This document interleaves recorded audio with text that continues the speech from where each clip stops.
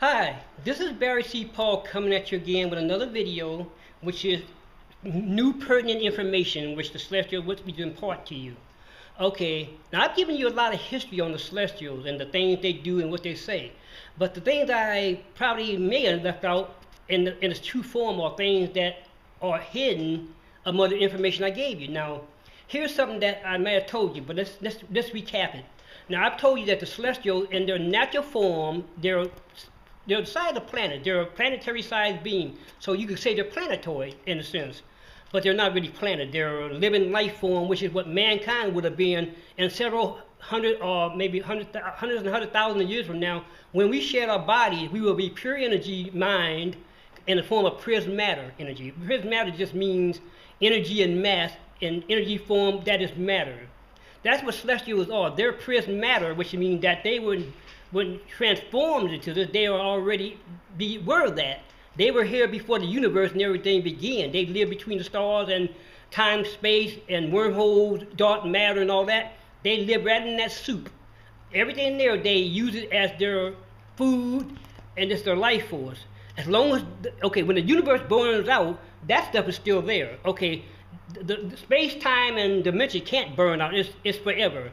There's no beginning, no end for it. I mean, can you see that when space began? You can't. It never, when it began, it was already here. I mean, space is just something you can't put a time limit on. But anyway, let me tell you about some of the stuff they've been doing.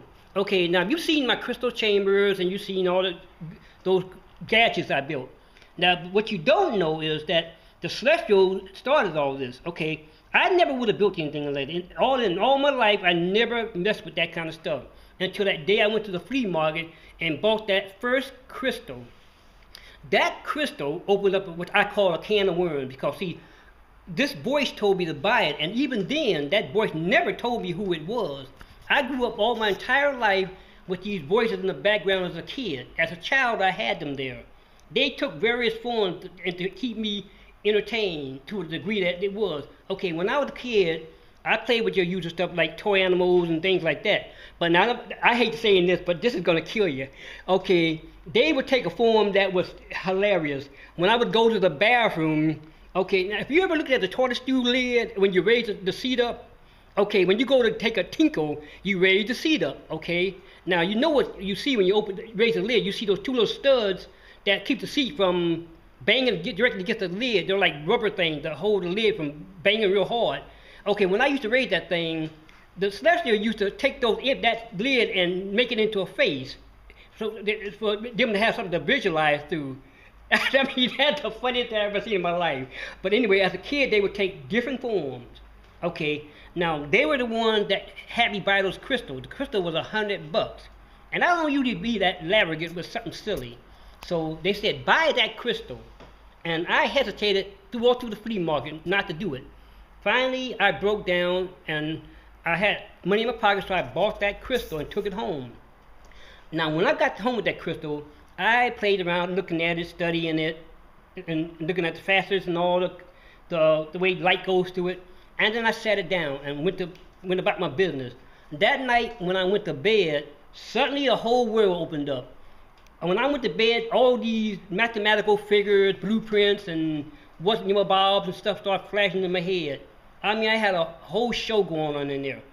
And when I got up in the morning, you know how dreams are fleeting. This one stayed. It didn't just pull back to the background. It stayed full blast. And so, all of a sudden, this thing kept telling me, go get this, go get that. And I started buying stuff, and it was telling me stuff about itself. It told me how it got here, who it was. It told me about as a child and all this. But I actually, truth of the matter, they said I was never supposed to really know about them. Because when she gave me that spark that sent me here, she only did that to calm me down and send me on my way. But that spark of hers went with me. So we were telepathically linked for forever and a day. And all that means is, as long as I'm alive, and no matter where I go and what form I am, she can always find me. Okay? So when I pass on to the next world, she knows where I am, and she said she's going to come out and see if she can retrieve me. Okay, but the crystal chamber is, the simple thing is, the crystal chamber is for this.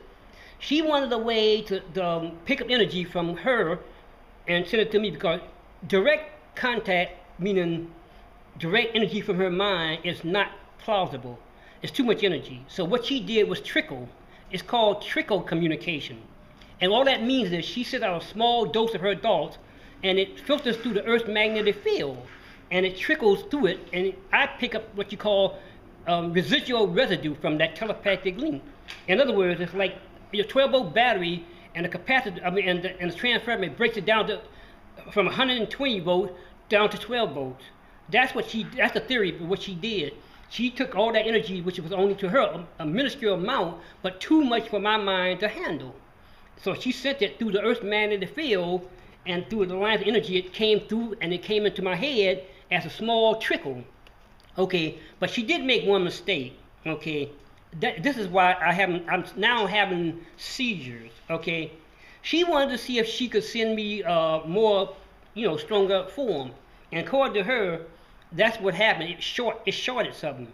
Okay, I wasn't born with seizures. I mean, I went all my life without that, and unless I'm missing something here, certainly this is happening. Okay, and it was one that she said she was putting energy through me.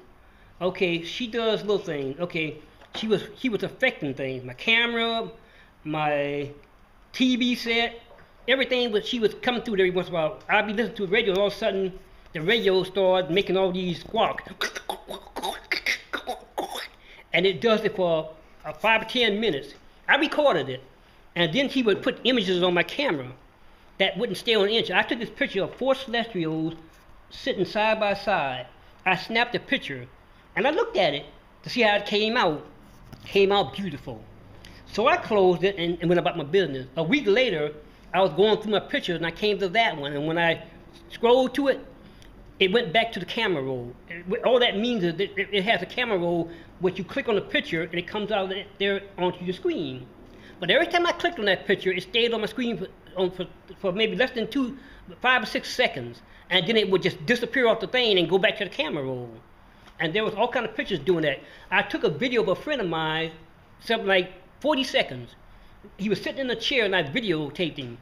And so we watched the video, and then he said, well, let me see that again. So I clicked on it again, and it wouldn't say it. It said, can I play this video, unknown format? Okay, we watched it one time, and then all of a sudden it went to unknown format. Kind of strange. Okay, what else? Okay, I was working on something in a garage on one of my crystal chambers. And I had the light on because it was kind of dark in there. And then all of a sudden the light bulb just blew up. It was an energy saver bulb, the kind that when it goes out, it does like the fluorescent bulb. It flashes, then it goes out. It don't go and blow up. This bulb blew up. Okay, but anyway, there's so much there, but I can't just put it all here. So I'll try to give it to you in little slices. So this is Barry C. Paul saying peace, harmony, and you got it, brother.